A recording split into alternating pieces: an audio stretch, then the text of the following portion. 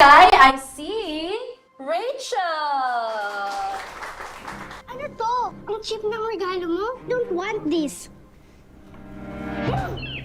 Ano, bakit mo ginawa yun? Ay! Ano yan, ha? Ano yan? Bakit hinahawakan mo yung anak ko? Tuturuan ko kasi dapat tumugar yung mga pampaslupang yan. Hoy, tama! Hoy! Sandali! Yan! Oo! Sige pa, sirain mo na talaga yan. O, ito pa, o. Talagang may mga tao lang na nasasayahan sila pag nakakasakit sila ng ibang tao. Wala ka talaga pinag-aralan, ha?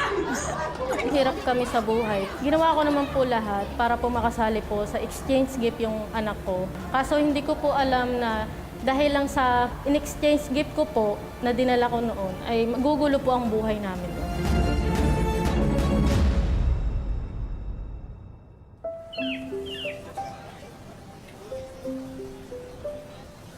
Bali, 1.8 lahat, Matet. Mahal na talaga ng gulay ngayon, no? Talaga, magastos maging malusog.